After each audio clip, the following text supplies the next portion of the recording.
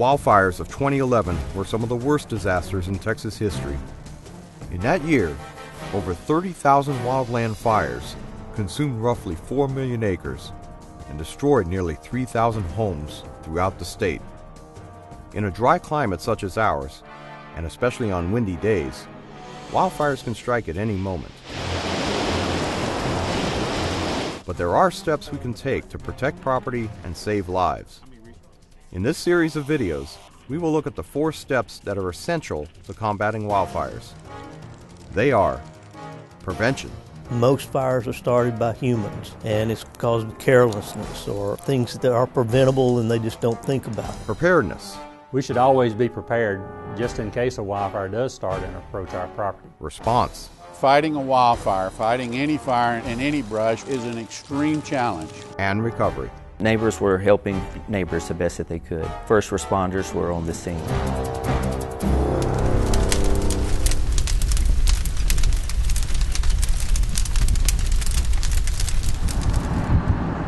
Wildfires can strike anywhere, anytime. Preparation can make all the difference between saving or losing your property or your life. So, Mr. Terry, you and your wife have been out here now. Dwayne Terry and his wife Trish live in Spicewood, Texas, near the western boundary of Travis County. This area is called a wildland urban interface, meaning an area where homes are built near dense vegetation. Fire is always a danger here, as it was in 2011, but the Terrys are prepared. We decided to do nothing but 100% stucco, mainly because it's just hard to catch the concrete on fire. The metal roof's pretty much the same things. Everything we use as building materials, we talked to the fire department and everybody out here, and they pretty much told us this is the best way to do these things. And we built this house with the idea of making sure when there is a fire out here, and there will be, that our house is not one of them that burns down. You can actually build a home that can withstand a challenge by fire. So that's a part of fire-hardened homes, as we would call them. Simply put, a fire-hardened home is one that is built with as many non-combustible materials as possible. Hardening homes is the term we use when we talk about making a home safer against embers, and embers do claim 90% of our homes. Airborne fire, it's embers that are blowing in the air ahead of these massive windstorms. That's the #1 fire. Embers from wildfires can actually travel up to a mile in the air, and oftentimes what will happen, the fire may be far away from the house, the embers will land in the gutter to catch the leaves on the fire. Hardening a home means not only building the home with non-combustible materials, but also keeping areas clean and free of debris that could catch fire. It also means creating what's called a defensible space around the home. A defensible space around your home is an area where you maintain control of the things that are in that area so that you can make sure that fire doesn't get to your home. The initial 6 to 30-foot zone is the immediate zone surrounding the house, what you've got here in your yard. And the common rule of thumb is that you want to keep what we call the light field, so this light grass here, cut down below 12 inches. You've obviously kept the grass down. If people let this go, it starts getting higher, then that creates a danger. The biggest thing is to understand that fire is not a tsunami. It's not going to come wash over your home. You dictate what kind of flames are near your house by what kind of fuel is near your house. It's that simple.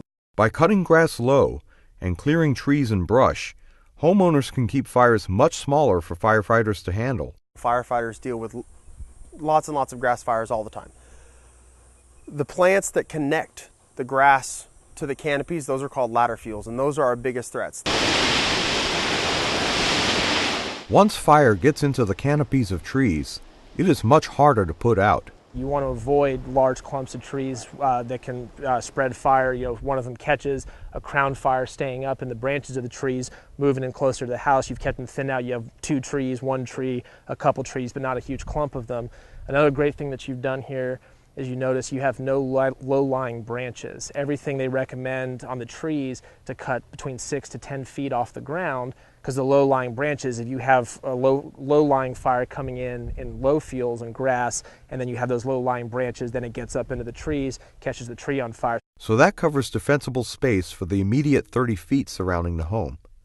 Firefighters also recommend clearing a wider area beyond the immediate zone. Beyond that, another 100 feet, they say, is where you really want to thin out the heavy vegetation. And sometimes it may be more difficult for property owners that they don't have, they can't go off their property and start thinning stuff out when it's not theirs to do. So like for you, for example, it looks like you've taken it out to your property line, which is excellent. Creating a defensible space protects not only the home, but also the firefighters. We'll come out, there's a wildfire heading your way. We've got a little bit of time. We're scouting out houses. We're looking for houses that we can defend, that we can commit resources to and have a very good chance of protecting. If we come on this property and see this, we can come in here, we can lay out lines, we can still be safe. Even if all that's on fire, we're far enough away that we're still safe, but we can protect your house.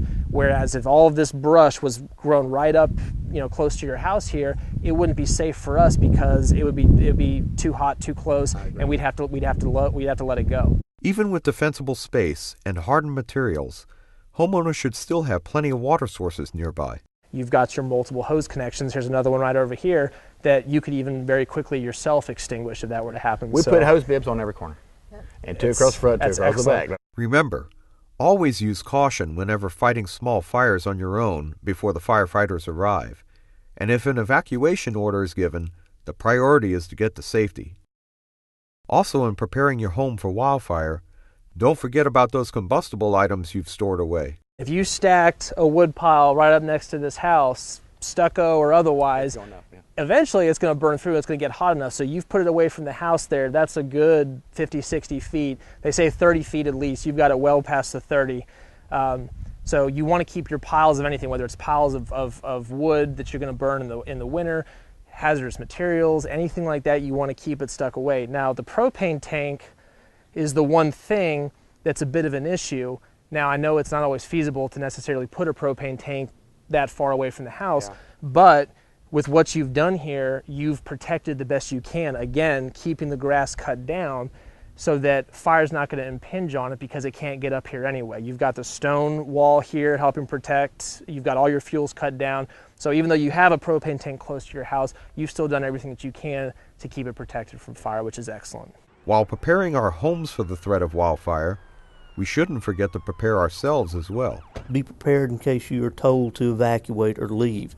And that includes having a preparedness kit. Just have one backpack or one bag with some essential things that you would need, not only for yourself, but preparedness if you can think of others as well. If you're told to evacuate, you may only have minutes to get out of your home and move to a safe area. So think in advance. Simply organize just some papers in your house. In this packet, this is what we do in Spicewood. We now have passports, car titles, personal papers that are in here, birth certificates, any legal papers or mortgage papers. That's preparedness. Having a plan for you and your family in case not everyone's at home. Where are we going to meet? Who are we going to call? One of the ways you can help yourself in the preparedness field is to register your cell phone with the Capital Area Planning Council of Governments.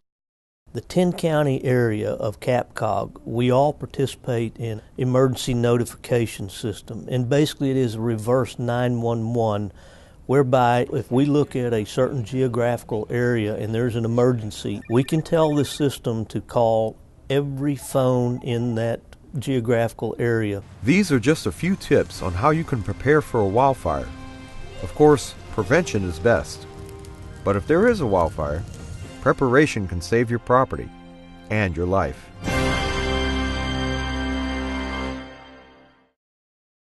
Find out more about wildfire safety in the Ready, Set, Go brochure, available at traviscountytx.gov/wildfire.